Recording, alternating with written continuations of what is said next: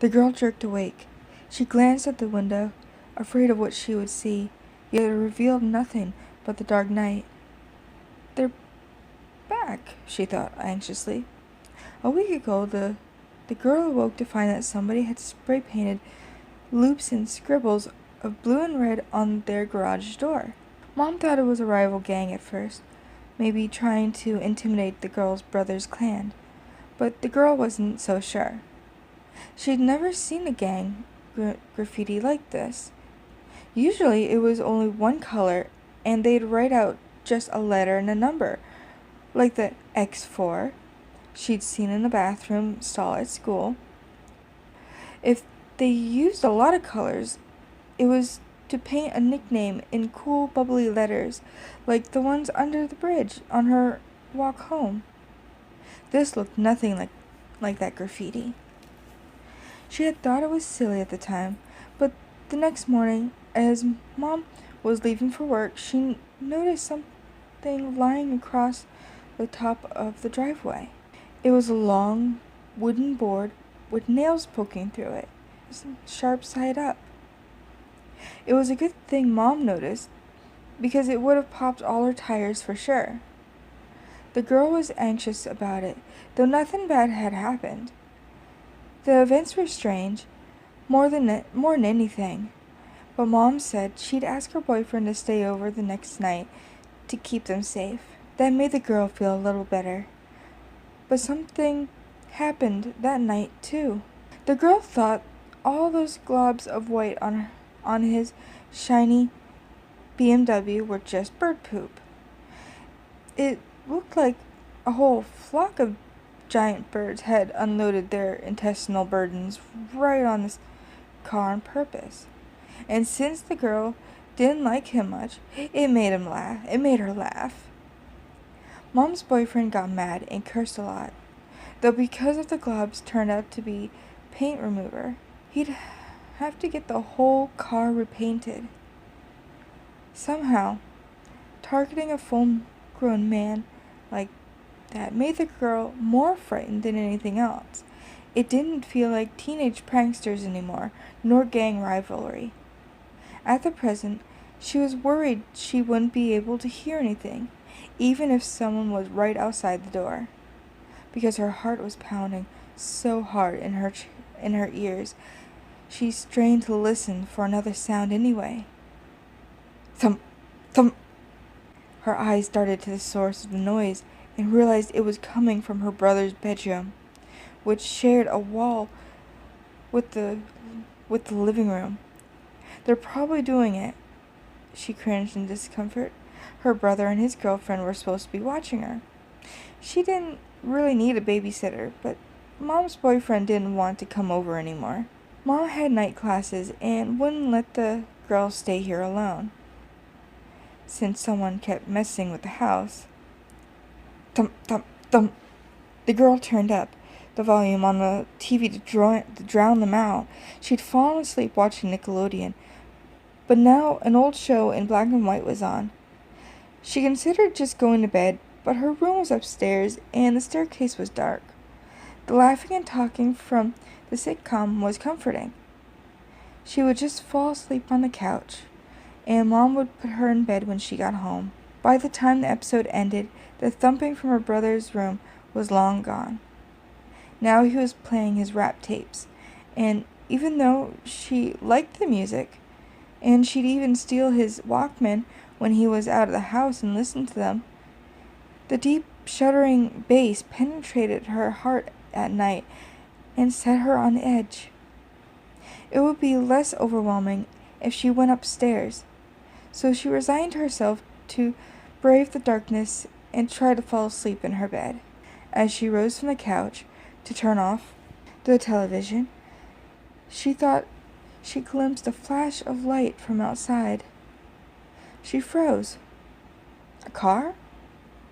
Their house was set against a hill, so the living room windows looked out on mostly sky and treetops, not roads or sidewalks.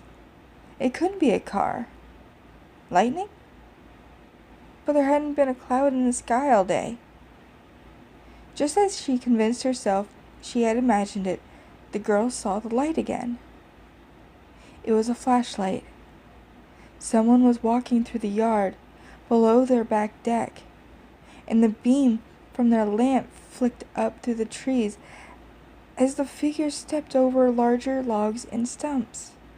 She could see the man by the dim light coming from the window at which she stood, and it was definitely a man with a big, broad back and long legs stomping through the brush, edging closer and closer to the shed by the propane tank. When he stopped and set down the pack he was carrying, the girl jumped back and turned, running to her brother's room. She glanced at the splintered hole that he had kicked in the door, and for a moment reconsidered.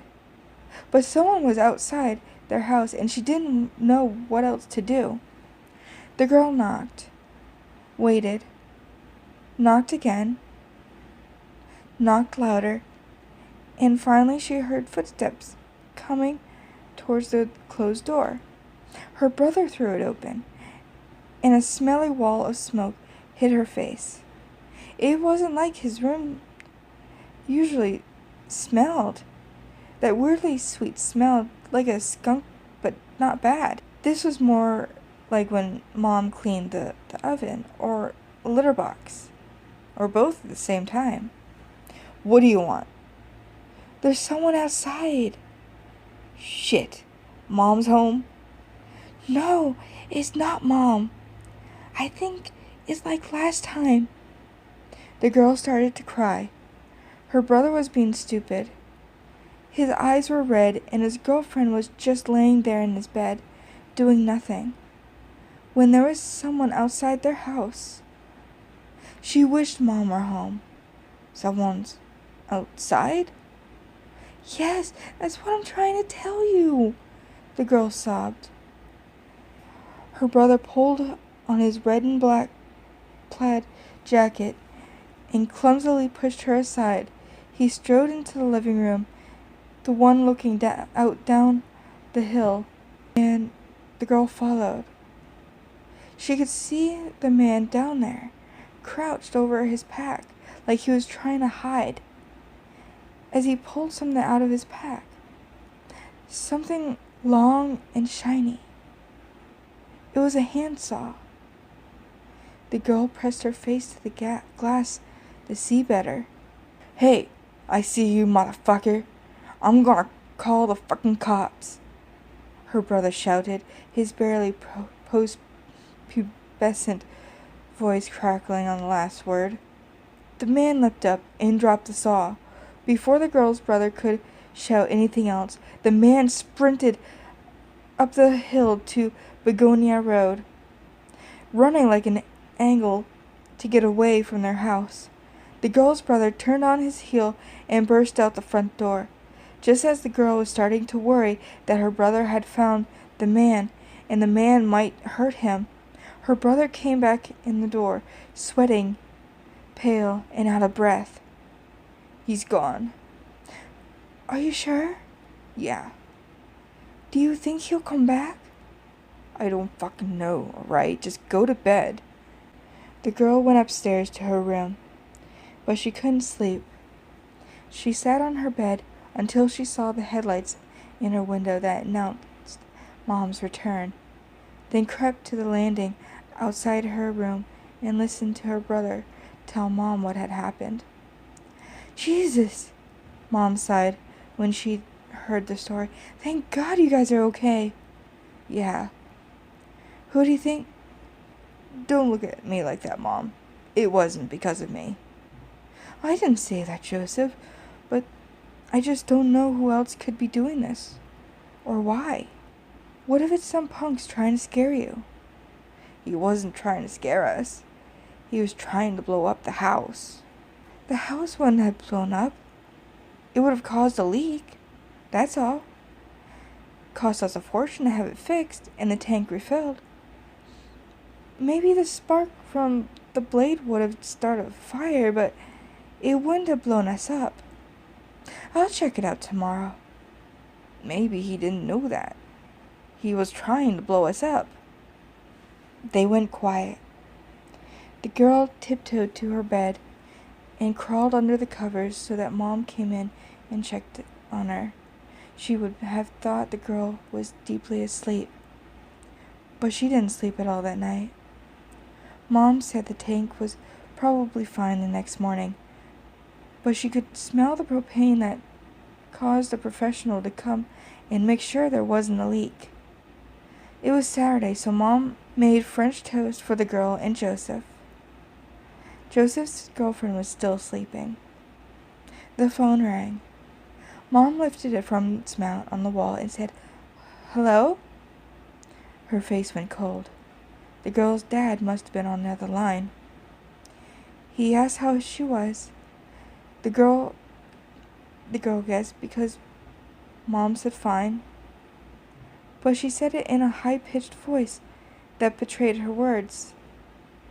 Mom never lied except when she said fine, and always in that tone.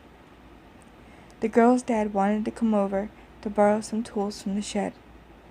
Mom didn't say anything about last night or the other nights. The girl knew Mom was afraid that he would use the information in court to make her seem like an unfit mother. He did that when the girl got lice from school and said that Mom's home wasn't clean enough.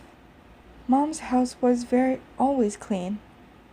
The girl's dad arrived in his big white Chevy truck soon after they finished breakfast, and he walked into the house like he lived there.